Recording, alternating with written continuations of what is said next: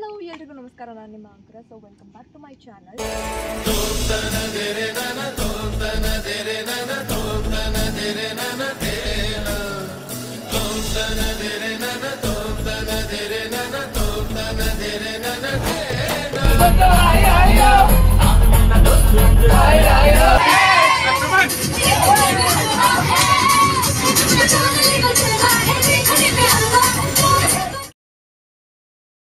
Hello ಎಲ್ರಿಗೂ ನಮಸ್ಕಾರ, ನಾನು ನಿಮ್ಮ ಅಂಕರ. So welcome back to my channel. So ಇವತ್ತಿನ ಸ್ಪೆಷಲ್ ಬ್ಲಾಗ್ ಏನಂದರೆ, ಸೊ ಆ್ಯಕ್ಚುಲಾಗಿ NSS ಕ್ಯಾಂಪ್ಗೆ ಅಂತ ಕೋಲಾರಕ್ಕೆ ಬಂದಿದ್ದೀವಿ.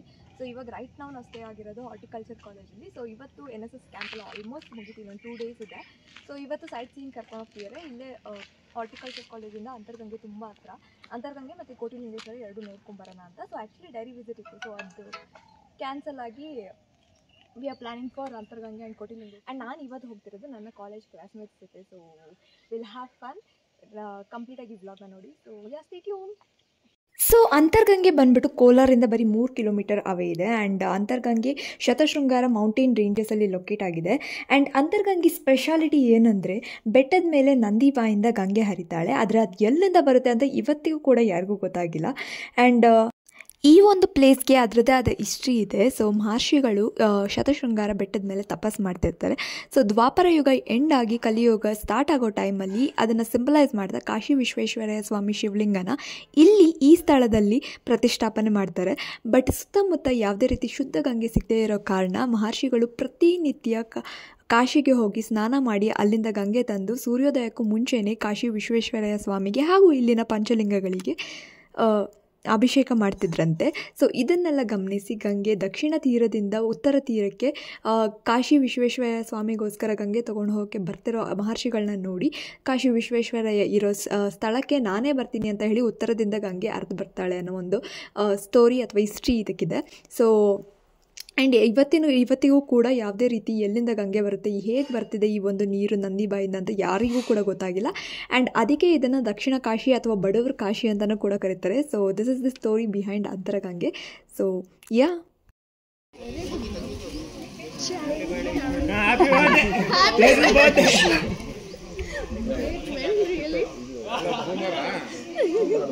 ಬೂಮರ್ ತಿಂತೈತದು ಕವರ್ ಸಮೇತ ಕವರ್ ಬಿಸ್ ತಿಂತಾವು.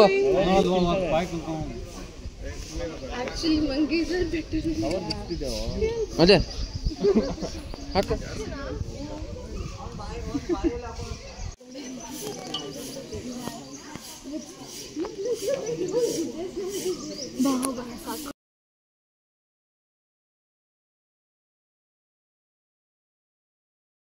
ಸೊ ನಾವು ಅಂತರ್ಗಂಗೆ ಮುಗಿಸ್ಕೊಂಡು ನೆಕ್ಸ್ಟ್ ಹೋಗಿ ಟೆಂಪಲ್ ಬಂದು ಕೋಟಿಲಿಂಗೇಶ್ವರ. ಸೊ ಕೋಟಿಲಿಂಗೇಶ್ವರ ಬಂದು 1980ಯಲ್ಲಿ ಈ ಟೆಂಪಲ್ನ ಸ್ವಾಮಿ ಸಾಂಬಶಿವಮೂರ್ತಿಯವರು ನಿರ್ಮಿಸಿದ್ರು. ಆ್ಯಂಡ್ ಈ ಟೆಂಪಲ್ಗೆ ಆಲ್ಮೋಸ್ಟ್ ಒಂದು 20 ರೂಪೀಸ್ ಏನೋ ಎಂಟ್ರಿ ಫೀ ಇದೆ. ಸೊ ಅದಾದಮೇಲೆ ಕೋಟಿ ಲಿಂಗಗಳನ್ನ ನಾವು ನೋಡ್ಬೋದು. ಐ ಥಿಂಕ್ ಆ ಒಂದು ವಿಜುವಲ್ ಏನಿದೆ ಅಲ್ವಾ, so it was very beautiful. ನನಗಂತೂ ಸಿಕ್ಕಾಪಟ್ಟೆ ಇಷ್ಟ ಆಯಿತು.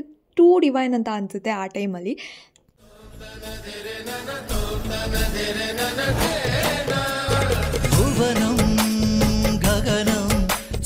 ಸೊ ಈ ಟೆಂಪಲ್ನ ಸ್ಪೆಷಾಲಿಟಿ ಏನಂದರೆ, ಇಲ್ಲಿ 108 ಅಡಿ ಎತ್ತರದ ಶಿವಲಿಂಗನ ನಾವು ನೋಡ್ಬೋದು. And at the same time 32 ಅಡಿ ದೊಡ್ಡ ಬಸವಣ್ಣನ ಕೂಡ ನಾವು ನೋಡ್ಬೋದು. ಆ್ಯಂಡ್ ಇಲ್ಲಿ 90 ಲಕ್ಷಕ್ಕೂ ಹೆಚ್ಚಿನ ಶಿವಲಿಂಗಗಳನ್ನ ನಾವು ಇಲ್ಲಿ ನೋಡ್ಬೋದು.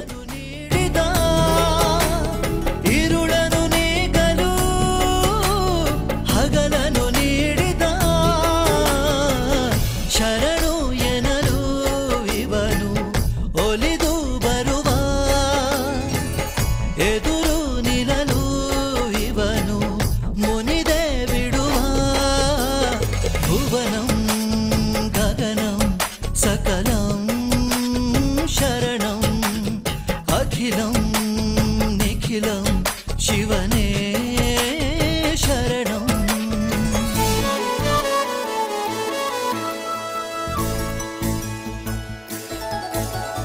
ಸಗರೆ ಮಗರೆ ಸನಿ ಸಗರೆ ಪಾ ಗಮ ಪಸನ ಮಾಗ ಸಗರೆ ಮಗರೆ ಸನಿ ಸಗರೆ ಪಾ ಗಮ ಪಸನ ಮನಪ ಗಮ ಮಗರೆ ಸನಿ.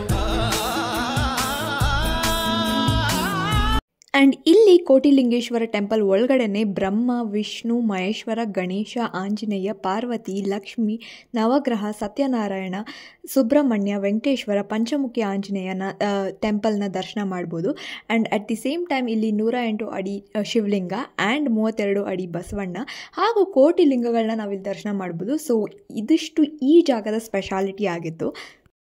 ಸೊ ಅಂತರ್ಗಂಗೆ ಮತ್ತು ಕೋಟಿಲಿಂಗೇಶ್ವರ ಟೆಂಪಲ್ ನೋಡ್ಕೊಂಡಾದ್ಮೇಲೆ ಮಧ್ಯಾಹ್ನ ಅಲ್ಲೇ ಹತ್ರದಲ್ಲಿ ಹೋಟೆಲಲ್ಲಿ ಊಟ ಮುಗಿಸ್ಕೊಂಡು ಸೊ ಸಂಜೆ ಅಷ್ಟೊತ್ತಿಗೆ ನಮ್ಮ ಕ್ಲಾಸ್ಮೇಟ್ ನಿತಿನ್ ಮನೆ ಅಲ್ಲೇ ಕೋಲಾರಲ್ಲಿರೋದು.